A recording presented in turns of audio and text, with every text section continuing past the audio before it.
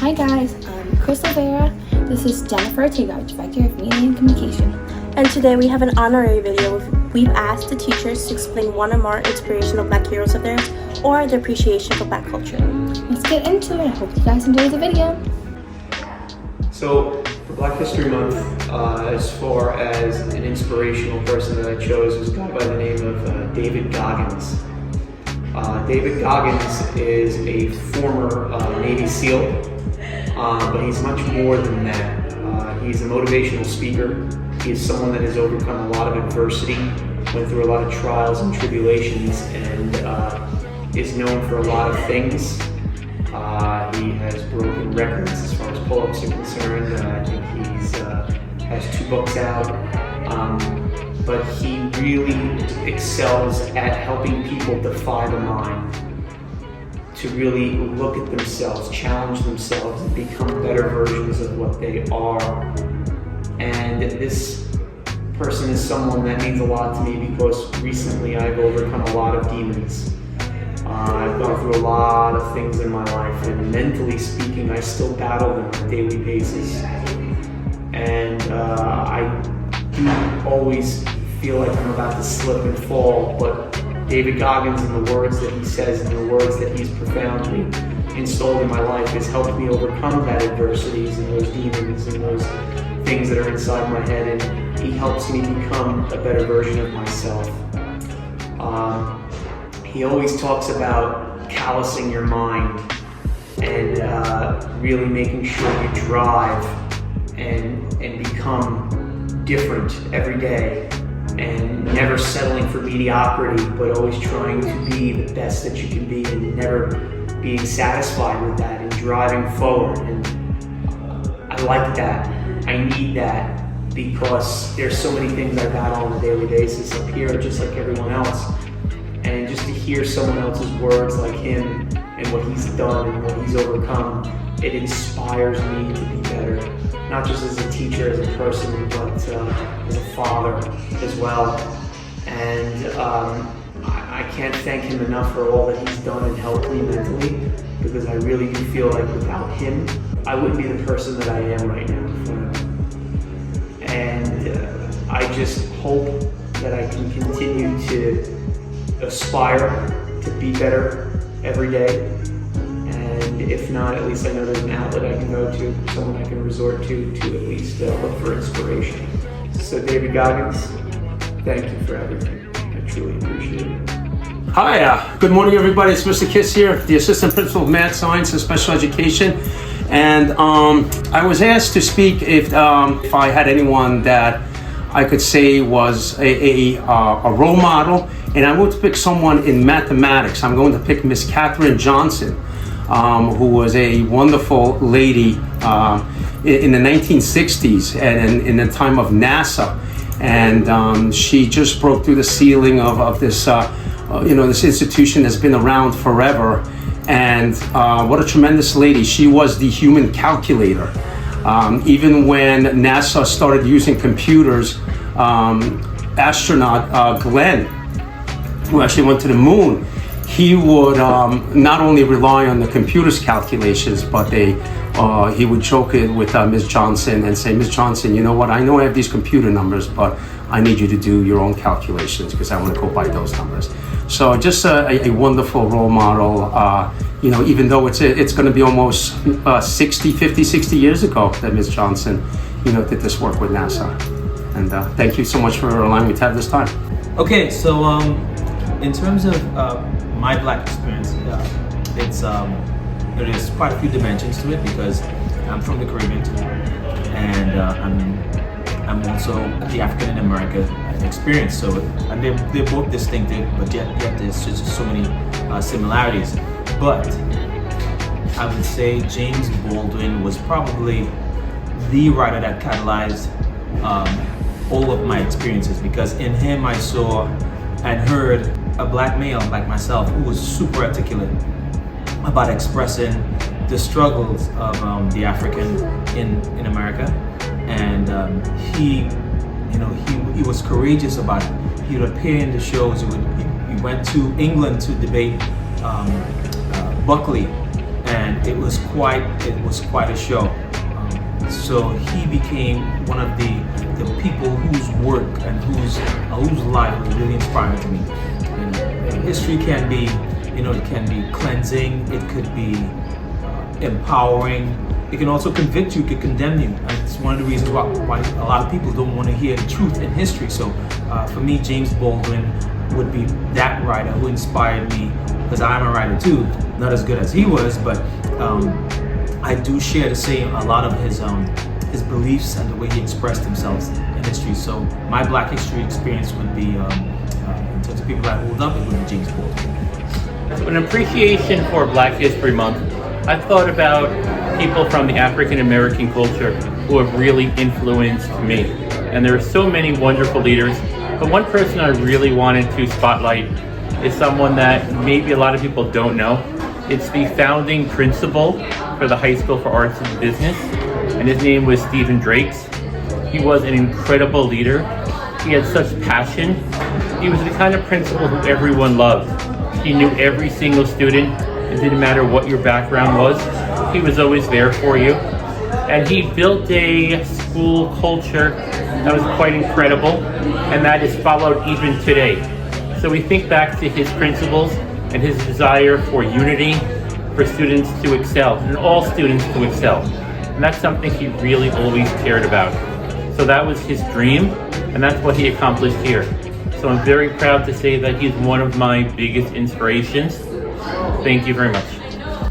Hello everyone, I'm Dr. Weld, and I'm honored to participate in this project to answer some questions about some heroes that I had in my life that are from African descent, and some part of Black culture that I've embraced. For me, from an early age, I was taught that it's hard to hate people you know. It's easy to hate people you don't know. And so in my family, it was always get to know your neighbors. Who else do you know? Get to know somebody. So when I was a kid, I grew up in a neighborhood that was predominantly Caucasian, white and Jewish, white Catholic. So I didn't have a lot of local people in the neighborhood. I didn't have teachers or other students in my class, but I had heroes nonetheless growing up, mostly from the world of sports. When I was a kid, Muhammad Ali, born Cassius Clay, was a big hero of mine because he stood up to what his beliefs were. He was a non-violent man, although he was a professional boxer. He didn't believe in war, and when he converted to Islam, when he was at the height of his career, he was a conscientious objector. He didn't want to fight in Vietnam because he thought killing was wrong. And I really respect it. Here's a man that's famous, rich, but he had principles, and he wouldn't sacrifice his principles, for his beliefs. And so one of my earliest, I was maybe 10 or something. I was a little kid when this happened, and it always stuck with me. How, standing up to your principles, speaking truth to power is very important. And Muhammad Ali taught me that at a very young age. I was lucky enough that when I was a kid, I was born 10 months, 3.5 weeks after my sister, 11 months apart. So I was born, my parents already had a little kid at home, a baby, less than a year old. So they had to hire a nanny that lived with us. And this woman, Thalia Allen, she was a Jamaican woman. She lived with us till I was 7 years old. So she really raised me. She cooked dinner. I was eating jerk chicken, when I was in first grade. So I learned the Jamaican culture from Thalia, my first crush. I love Thalia, she was so great. And so I've been very lucky enough in my life to have both heroes like Rosa Parks, Muhammad Ali, Martin Luther King, Willie Mays, all these other great sports heroes, later on politicians, and assorted teachers, professors. Thank you for giving me this opportunity to express my thoughts. Good luck with the project. Thank you. So I really appreciate you coming here today, Jennifer Ortega, to ask me this important question. You said, as someone made an influence in my life from African American culture. And as you tell me this, tears come to my eyes, because when I was your age, I went to Washington Irving High School. My English wasn't so strong, as you know, I'm from Argentina. And my principal, his name was Marvin Taylor. He was an African American gentleman who gave his life for the girls at Washington Irving High School. I tell you, it was an all-girls school, business high school, similar to this theme. And, you know, I was scared. You know, I didn't want to go to college. I didn't want my mom and dad to work extra to pay for me to go to school. Right now, we're blessed because undocumented kids under the DREAM Act can go to college. But at the time, I had not even done the application. And as busy as Principal Taylor was, he called me to his office and he told me, young lady, you have your whole life to work, but you have a very short time to study. You need to become someone so you can be respected in society. And I started crying and said, I don't want my mom to clean more apartments.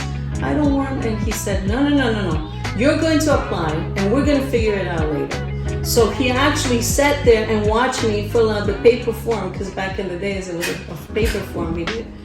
And I applied to Queens College. And I got accepted.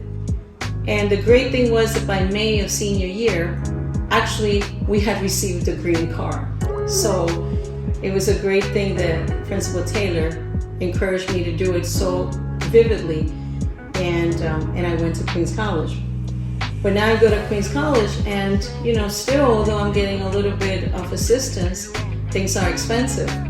So I start working with Republic National Bank over the summer, and I'm thinking again that I am going to stay there and go part-time to school.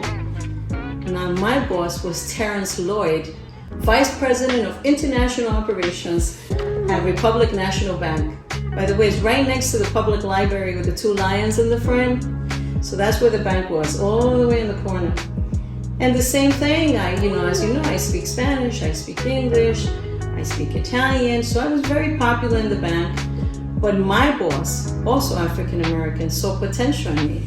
And he says, there's no way you're gonna work here full-time as my secretary. You're gonna finish a college degree. And I gladly will hire you part-time in the summers. So because of Terrence Lloyd, I continue going full-time in college, in Queens College. But then when I'm in college, I have a third African American that had an impact on me. Her name was Paula Anderson.